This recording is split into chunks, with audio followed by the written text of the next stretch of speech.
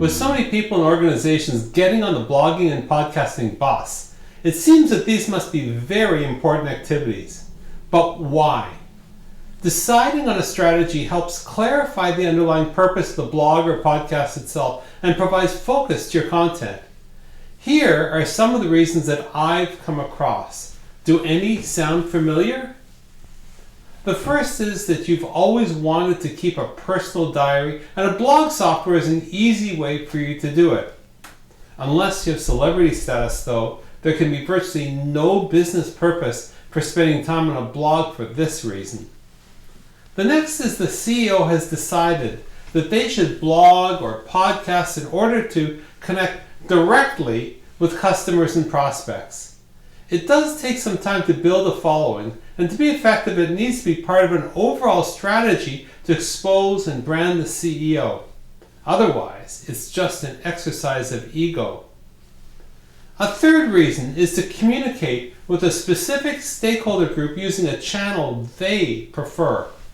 Over time, people's preferences have changed, from postal mail, newsletters, to email, to live events, to teleseminars and webinars. There's a growing group of people who now appreciate the interactivity that a blog can provide, or appreciate listening to podcasts instead of linear radio. Another reason? To provide updates about your organization. If this is your intent, your blog or podcast would include repurposed press releases, product announcements, and, well, that's about it. This is just a warmed over shouting marketing strategy from 1973.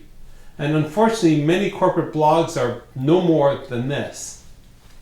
To cement your reputation as an expert in your field, or to do so at the corporate level, is another reason. Blogging or podcasting for this purpose requires two things: constantly sharing value with your audience and actively engaging in conversations with them. This, by the way, is one of the reasons for my podcast. Here's another reason: to become known as a source for innovative, original thought and commentary.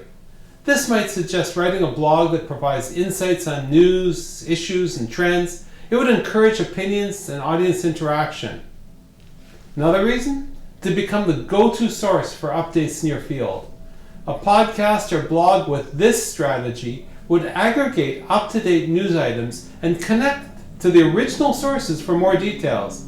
In effect, you'd be taking on an editor role, aggregating relevant content for your audience. And finally, the blog or podcast can be used to foster discussions for new product development. This type would allow you to solicit new ideas and test drive new concepts.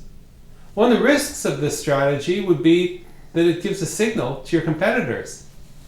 Now, of course, your blogs or podcast intent can be a combo of these ideas.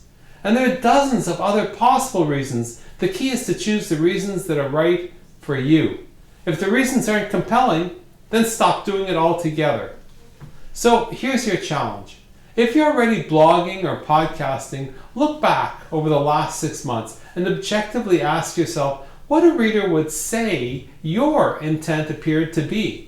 If there's a difference between what you intend and what you actually have published, then make some changes going forward. And if you don't yet have a blog or podcast, choose your intention before anything else. I'm Randall Craig, and I hope this got you thinking. If it resonates, let me know why, and if I can help. It can be reached at www.randallcraig.com.